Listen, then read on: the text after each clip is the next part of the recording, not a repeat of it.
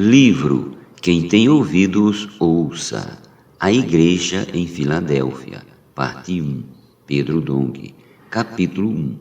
Tema desta semana, uma retrospectiva da história da Igreja no primeiro século.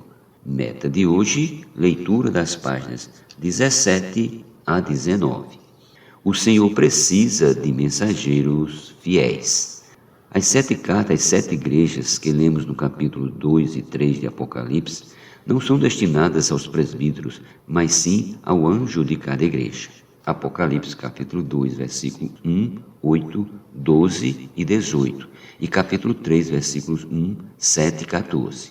A palavra anjo significa mensageiro, ou seja, é aquele que transmite uma mensagem.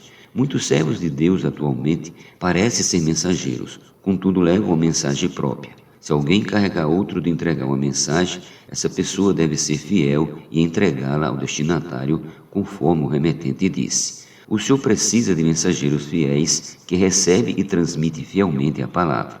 Lemos na segunda epístola a Timóteo: Tu, pois, filho meu, fortifica-te na graça que está em Cristo Jesus, e o que de minha parte ouvistes através de muitas testemunhas, isso mesmo transmite a homens fiéis e também idôneos para instruir a outros. 2 Timóteo capítulo 2, versículos do 1 ao 2. Timóteo deveria transmitir suas próprias palavras e uma bela mensagem?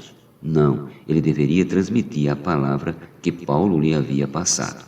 Por isso, os servos do primeiro capítulo de Apocalipse, que mencionamos acima, são os mensageiros fiéis que devem transmitir a palavra de Deus. Quando Deus abre a boca e fala, eu sou o mensageiro, eu sou esse servo. Deus quer dar a revelação de Apocalipse a você. Se você é um servo fiel, um mensageiro, deve estar efetivamente na liderança das igrejas, promovendo as palavras dos apóstolos e principalmente executando a direção dada pela palavra. Não depende de quem quer ou de quem corre. O Senhor realmente está em nosso meio, fazendo uma obra sobrenatural, pois encontrou aqueles que são seus, confiados a Ele pelo Pai, e ninguém poderá arrebatá-los de sua mão. O Senhor precisa desses para cooperar com Ele, a fim de executar a vontade de Deus na terra. Cremos que o Senhor nos chamou para isso.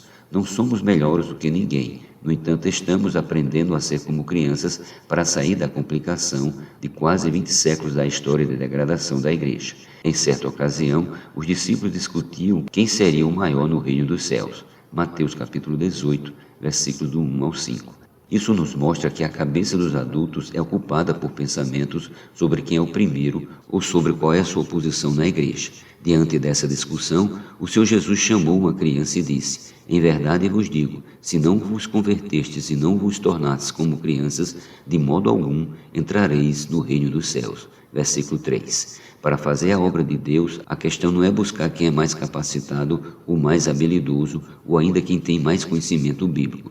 Deus tem uma capacidade infinitamente maior que a nossa.